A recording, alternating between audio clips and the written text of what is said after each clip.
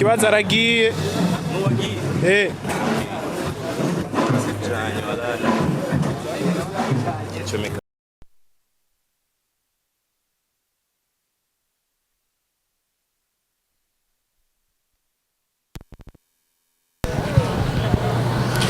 Yes, ladies and gentlemen, boys and girls, it's another beautiful day, another blessing. But God, ingoga toy.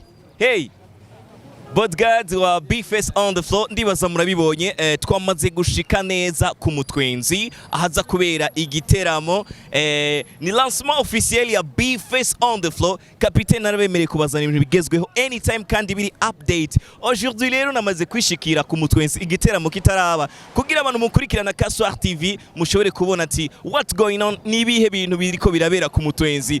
Muri uno mwanya B-Face ahejeje kuva hano. B-Face yarari hano kugira ngo B-Face ndamwemeye cyane numwe mu baririmbyi baba bakeneye ibintu byabo bibiye biri ku mwanya. Right now rero yamaze kuva hano ku Mutwenzi yabonye yuko activities ziriko zigenda neza. Muri no mwanya nagomba urabona yuko public yamaze kuzura amasaha y'igiteramo ntaragira ariko activities ziko zirakogwa bariko baragerageza security gupanga neza ibintu byose biriko bigenda neza. Muntu kiri muhira rero ini update ndaguhaye muntu kiriko uritegura kuza muri concert ya B-Face on the floor. Please make sure wanyimaze kuza hano ku Mutwenzi iza kuba ari vibe iza kuba dufise Drama T tuba dufise B-Face on the floor rap you the rap commando rap business tuza kuba dufise abandisi b'indirimbo nyinshi cyane nziza ziryoshe we love music bandika ikirundi kitagira amatusi tuza kuba turi kumwe na Mona Warda Mokenzi umwige mashushe cyane rero ngaha hari abantu benshi ariko ndashaka mwumve yo bro ni fresh tuvugane gato no uyu ujya yambaye ingofero nk'iya B-Face ingo bro we amarori come on bro yes of course reka turabe uno onye n'umujene gute bro fresh man umeze neza kweri meze fresh amakuru yawe ni meza kweri ikirori nikiratangura ariko mbona umengo uri ngaha hanze yo nawe ndabaje kweri kirori ndagishuye sana ndakeneye kubona B-Face sana Ego kweli. Urakeneye kubona B-Face on the floor. Sana. Kuri stage. Ego Winga ubunyene wamubonye? Namubonye kweli. Ku muntu atarabona B-Face on the floor. Ryari rya mbere umubonye B-Face amasomo yandi? Waje ni ryari rya mbere kweli. Gusa nyene ndatumiye abandi bose banyaruke ni show birarenze. Ku muntu atarabona B-Face on the floor ubonye B-Face ameze gute ukuntu wamubonye wewe? Wana mbonye yiteguye ameze fresh sana. Nawe nyene ikirori yagiteguye neza uko ndabibona rero abataraza abanyaruke kweli. Yes asante sana guys turacyari kumwe namwe nanje ndacyari kumwe namwe muracyari kumwe nanje turi hano nyene ku Mutwenzi bar kugira ngo tube update ikintu kizanye no kukwereka ibintu biriko birakoregwa hano ku Mutwenzi aho aza kuba igiteramo gikomeye cyane hari abajene benshi bari hano ngena navugana n'umwe uno n'umujene ari mambo vipi kaka urakoze nta soni umeze neza uratinya kamera bro okay ino ni content hari gishura gushika ku muntu ngakubwira ati none turafitaniye gahunda urumva nawe uratinya kamera ushaka kwinjira show guys hano n'abajene bo mu Kamenge bari update uno mujene araberewe cyane bro niba twugururire twinjirire uno muzi kwa dufise B-Face kwa dufise Mona Warda Drama T we love music ushuhiye nde wose basta reka kumbwira wose wose je ndabashuhiye B-Face ebana we love music na Birman boy bose ebana je ndabashaka iyo umvise ati ntibisanzwe aho bigezeje nkumva ngomba gusa aiwe mama we aiwe mama we Badid ndi kumwe n'abajene benshi gute bro karibu ngo tuvuganisha turi ku Mutwenzi n'amahoro n'amahoro cyane umeze neza cyenda shima uno musi zakuba dufise B-Face tuzakuba dufise Drama T tuzakuba dufise we love music Mona Warda na kiri hamwe na Double J ubona ninde aza kujugumiza Paris wawe ashije B-Face kweli niwe yanzanye ngaha ndamwemera cyane niwe wanje n'abandi bose ndabafana gose Ego B-Face nawe arangira ahantu ati uno musi ku Mutwenzi haraza gusha harasha kabisa nanje ngirira bari muhira ati banyaruke nahubwo bacerewe kabisa of course guys kapiteni nashitse kare niyo mpamvu ngerageza kwereka ibiriko birabira ku Mutwenzi right now abari muhira favorite munyaruke kuko ino ni update nta muntu numwe arahashika abajene bose bari update gute bro umeze neza wewe wambaye ingofero nk'iya B-Face n'amahoro tuganire gato sha grand mtoto wakina mazini anye ni kumutwezi. Guys, narababwiye utaragira subscribe nyarusa. Urabona no mujene ari update. Bro, unapendeza? Fresh sana. Turi muri Nord. Je suis sûr yuko uzi Kiswahili. Unajua Kiswahili? No. Haujui Kiswahili? No. Unaishi Kamenge? Oui. Guys, muhuye n'umuntu ari gambere, umuntu wa mbere duhuye mu Kamenge atazi Kiswahili vraiment. Na Kiswahili uzi? Cyese n'umunyakamenge. Uhe. Ari hagati mwikora. Hehe. Ari hagati mwikora ruguru yo mukamesa. Uba mukamesa? Ndabona uri ngaha kumutwenzi kuraba ibiza kubera hano. Fresh. Gerageza uduzwe akajwi gatoyi bakumve. Uno munsi turafise B-Face, turafise Drama T, turafise Kiriku Double J, turafise We Love Music, turafise Mokenzi Munawarda. Witegure gute kubona ino show? Bose ndabashaka kabisa kubera abantuze abanyamuziki b'umuziki wo mu Burundi wacu kabisa ndabakunda sana. Bose nta numwe avuyemo ndabakunda sana. Of course. Of course. B-Face, Kiriku Double J, We Love Music. Bose ndabakunda sana n'abandi sana. Uno munsi rero ndi ngaha kumutwenzi. Cameraman hagara hariya kwanza tumanze twese abafana bose ngaha gatoyi tuvuge B-Face. Twese turamufana B-Face. Mwese muramufana B-Face. Right now reka manze nasindi mikro ya kabiri. Ngenda n'ivyuma bikwiye. Iyi mikro nifata umwe yahiyo onye gatoyi. Sivyo? Muri no mwanya rero abantu abafana ba B-Face on the floor twese tugomba tuvuga ati B-Face, B-Face. Sivyo none? Ndarura gushika kuri gatatu hariya anye kuko ino emission turiko turarabwa na Munawarda, turiko turarabwa na Kiriku, turiko turarabwa na B-Face muri no mwanya. Twese twagiye B-Face, B-Face, B-Face, B-Face, B-Face, B-Face, B-Face, B-Face. Merci beaucoup. Merci beaucoup. Turacari kumwe namwe uno munsi rero nababwiye ati ndi kumwe n'abajene ndi hano kumutwenzi. Nitwa Capitaine, ino ni Kaswar TV aho turi kumutwenzi aho bariko baritegura. Ubona yuko abantu bose bari update nibiza kubera hano aho ubona abantu bose bari security. Inye yitwa kampuni ikomeye ijejwe gutegura ibiteramo. Turafise aba security baba bari tayari kugira ngo ibintu byose bigende neza cyane. Muri uno mwanya hari kumutwenzi entraîner sogea kule entraîner ini sortie ini mutwenzi bar kenshi yo muri entertainment wiyemera muri entertainment wotinyiki niyo mpamvu nanje nemeye gukora ikiganiro imvura irikiragwa ibintu byose bimeze neza cyane gose. Ino ni sortie ya mutwenzi ahaza kurihira abantu baza kuriha amatike. Rero umuntu uri kurangurikira uri muhira ushaka kugura tike ushikire ngaha ugure tike. Ngaha ni tike iriya ni entrée aho twese turi hano. Abantu ni benshi cameraman hirekizaria abantu ni benshi bitegure kuza muri show ya B-Face on the floor ku bwinshi. Rero muntu kiri muhira nyaruka ugure tike hano onye biziza kurihigwa ngaha. Security yipanze neza. Urabona abantu bo muri mutwenzi banayitwa security bar mutwenzi. Hari aba security nemera cyane ariko hari umuntu yigeze kunsora umunsi umwe nambaye ipapa. Muntu uri kurangurikirana ntuze wambaye ipapa ambara ikirato nk'iki ciwanje kugira ngo ushobore kwinjira muri mutwenzi. Gomana natwe rero ku ma update muri no mwanya ndinjiye uraza kumenya ibiri ndani rero ku kiganiro gikurikira. Merci beaucoup. Stand by. Action watangwe. Yes guys, muri no mwanya twamaze gushika indani nko mubibona. Ujya ni MC aza kuba MC wa kino giteramo. Urabona yuko ari Army Pro yamaze kubishikira. Nababwiye yuko enza gushika kare hano kugira ngo mubone ibiriko birabera hano neza na neza. Turiko turagerageza kukwereka muri mutwenzi ukuntu hameze muri no mwanya kugira iki abari muhira abariko baritegura kuza muri show baze kuza basanga babona ukuntu ibintu biriko biragenda. Nkuko mubona iyi ni security, ino ni band ikiragerageza kugira check sound ibiriko birabera hano. Uriya ni Army Pro the MC aza ko MC muri kino giteramo aho ubona neza na neza ariko aragerageza kugerageza araba yuko ibintu bimeze neza. Atelefona abagenzi biwe ababwira ati guys ibintu biriko bigenda neza ku mutwenzi bar. Uno munsi ni itariki idasanzwe uko ni itariki yiteguriwe n'abantu benshi. Urumva yuko check sound ari kintu ciza. Nk'ujya muntu uri kurabona ariko aragira check sound hajya imbere urabona yuko ariko aragerageza gufata kumva yuko microphone iza kuririmbiramwo ba We Love Music.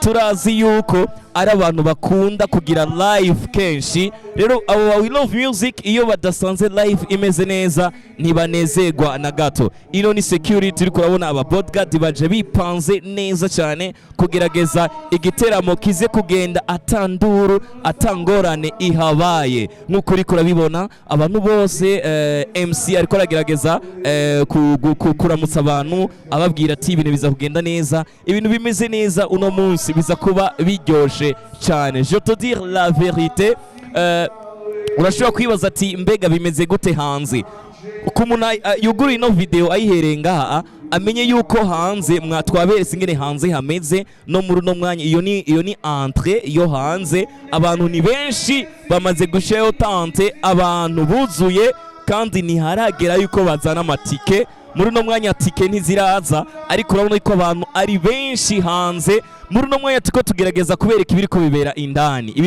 indani nk'uko ubona abantu bariko baragerageza turashobora no kubereka hanze kuko urashobora kumva mvuze ngo hanze abantu baruzuye ugagira amakenga raba hanze ndibaza urabona ingene hanze hameze muri uno mwanya. Ino ni Kaswar TV nitwa Capitaine de la Capitale, the man of the best ku kintu cya ku mashow yose updates nije mba ndazifise umwanya wose nkuko ubibona twegere hanze gatoyi kugira ngo twereke abariko baradukurikirana mbega hanze muri uno mwanya vyifashe gute kubera twe tuvuye hanze mwabonye ingene vyari bimeze no muri uno mwanya rero vyipanze gute. Mutwenzi bar n'ahantu heza kuko urabona yuko abantu baho baba bakunda urabona hariya kuri nkuko uri kurabibona hariya anye kuri barya abantu barihisha urabona yuko bamaze kwipanga rero ubwa mbere mu munota umwe gusa twari turi nyuma urabona yuko abantu barihisha ntibari bwamare kuba installé muri no mwanya rero abantu bamaze kwitegura abaza kurihisha ujya no mwigeme arihisha umuntu akiri muhira rero uze kugerageza uze hakirikare uza gwasanga mwigeme ku muryango niwe aza kurihisha rero nugira ubwoba bw'ikintu na kimwe ibintu byose hano biri setting bien abantu hanze baruzuye muntu w'Imana wewe urindira iki kuza muri ino show neza na neza ndakubwira ati karibu sana hari urabona yuko show yagize sponsor yari ya Amster yashoboye kugira sponsor muri no concert ni twoita concert ariko ifise titre ya lancement officiel nubwambere bino bintu bibaye mu Burundi aho ubona lancement officiel iba imeze gutya aho mvuga ati B-Face respect bro washoboye gukora ikintu atamuntu numwe aragikora ubona abajejwe umutekano bariko baragerageza gutuma umutekano ugenda neza cyane. Uno musekirite ubona no musekirite wo kumutwenzi bar ari populaire uyo onye uje utamba ibiratara gusohora rero uyo ufise iyo wambaye papa ntuze kuza hano ambara ikirato gifuka kuko aragufata agusohora hanze kandi agenda guhaya ama box ni numusekirite adafyinata kabisa rero security ipanze neza aha ndiko ndatumira naba baririmbyi bari muhira bariko baritegura kuza ngaha muze kuza Drama T uze witeguye Bella Sim nawe nyene uze witeguye kuko Amokenzi nawe uze witeguye kuko hanze hari abantu benshi niho bagitangura kurihisha reka dusubire kandi rero mu nzu indani kugira ngo tubandanye tubereka ibiriko birabera ku Mutwenzi bar ibintu bimeze neza cyane ku Mutwenzi bar nkuko nababwiye hano n'ahantu hambere habera igiteramo mu Kamenge haryoshe cyane kandi hipanze neza muri uno mwanya band bariko baragerageza gushira ibintu byose bigenda neza. Ikindi kintu nashimye cyane nakunze hano ku Mutwenzi bar nuko aba serveur bose bambaye uniforme kandi uniforme ziri en deux sortes arambaye agashati hama kace yambara n'akantu novuga kajya kantu bambara bakita gute cameraman vuga nawe bakumva bakita agakenyezo agakenyezo rero kajya gakenyezo nako nakantu kamworohera gushiramwe amafaranga neza cyane n'amafacture none reka atayashizeho bamwica umubosi wiwe umubosi wa Mutwenzi bar yitwa Bliss niwe muntu kabisa agerageza gufasha abajene cyane gose ndiko ndakubwira yuko ino onye sponsor yaronswe muri no show ya Amster ubona yuko irikira kora ibintu byiza cyane gose wifuza update kubona ibintu byinshi bigiye bitandukanye ni Kaswar TV niyo TV ya mbere igushira ku mwanya nakubwiye ati Capitaine ndi hano kugira ngo ntume wewe raba abantu batanguye kwihereza hakiri kare urarya mu server agiye gutereka hajyana sinzi ariko urabona abantu batanguye watu kunaanza kuchangamuka jamani biratanguye gushuha ntiharagira turacyari 16h ariko raba ukuntu abantu batanguye kunwa sinzi ngene biza kugenda rero wa mu server twari turababwira no yinjiye uyu wundi ako bakita gute bakita agakenyezo safi sana uno muserveri yambaye agakenyezo ni numero 1 turacyabandanya kubereka kuri stage bereke stage ingene imeze rero ona stage ingene iteguye stage uri kurayiraba urabona yuko hejuru ifise lighting amatara ano matara hari abantu bakunda gukora amatara kera bitwa lumi urabazi bajya abantu bakunda kuinstalla amatara Lumi oya nabonze. Okay, nabantu bakunda kugira ama installation y'amatara nkaya anye aho twabonye yuko amatara ngaha anya ari installé bien. Urabona nko kuri iki giti urabona ngaho hepfo hariho itara ryiza. Urabona nko uri ko nabibona biza kuba bisa neza. Uri no ngaho nyene hinge mpagarare hajya bambone sivyo reka nje imbere aho nyene kuri cadre ego. Urabona reka nje ngaha. Urabona hano n'ahantu heza umuntu aza kuba yashyize ku mutwenzi araza kuryoherwa kuko urabona ni angle nziza iraza kubera ifoto ariko ndazi haza kuba huzuye mu mwanya muto rero dusenga Imana yo mu ijuru imvura ntigwe ngo ibintu bigende nabi cyane ariko nubwo imvura iza kugwa hano onye hakozwe neza cyane nariko ndabereka ino endroit kugira ngo nuri ko dukurikirana amenye ibiza kubera hano ku mutwenzi reka rero tubandanye kwerekana cameraman wewe urabona yuko biza kuba bitesa nawe ubibona gute biza kuba ari moto sana wowe ukiri muhera kweli skia voice umva mwigeme ino ni band ya Mutwenzi bar urumva ko bariko baragira repetition ni ikintu twakwita check sound reka negereze mikro hariya kugira bavyumva kuri baffle inyuma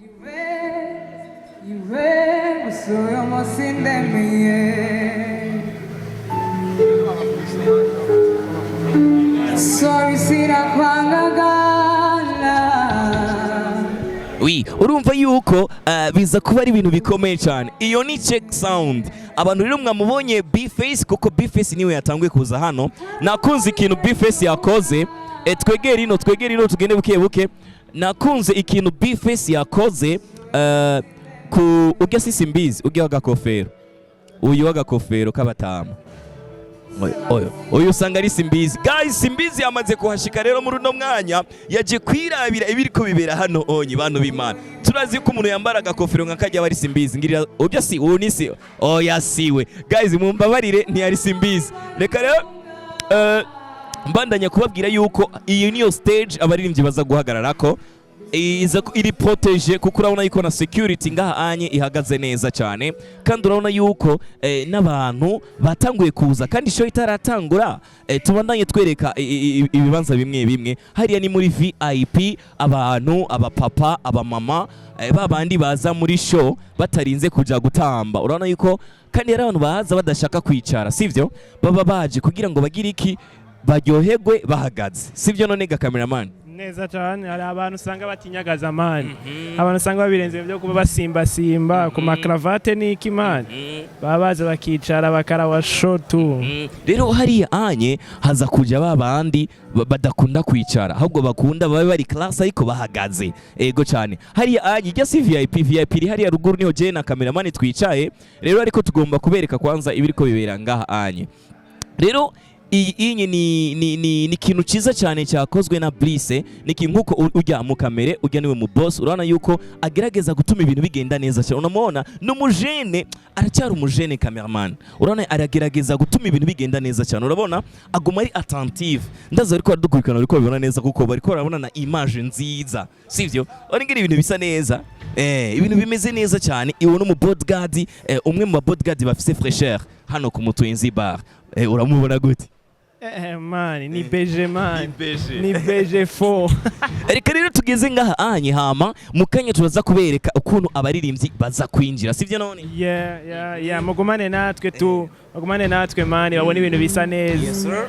Yeah. Mugumane na Kazwa TV mubone ukuntu ibintu biriko biragenda, ukuntu ibintu biriko biragenda kuri Mutwenzi bar tubandanya gato tubereka himbere. Uyu niwe Bliss, umwe mu bantu banyene hano hantu, umwe mu bantu bariko baragerageza gushigikira ibintu bigenda neza cyane, ibintu biri ku mwanya. Urabona yuko ari kibanza ciza, ni kibanza ciza ciratiro, bereka ama écran plan ari hariya anye. Urabona yuko biza kuba bitesa ushaka kuraba bafise canal please. Urabona yuko ugu muri update hariho son nziza, son imeze neza, ibintu biri ku mwanya cyane, aho abantu batanguye kunwa. Imagine je ndiko mbwira yuko abantu batanguye kunwa na shota ingo ndakwereka umujene yiteretse ibiyeri bibiri.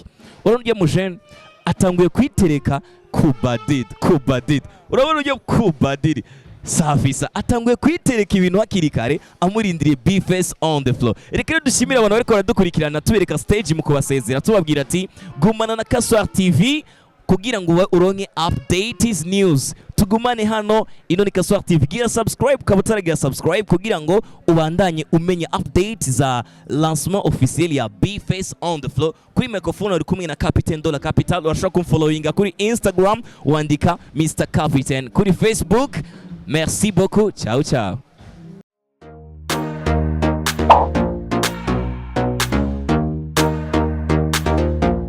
Kazwa TV.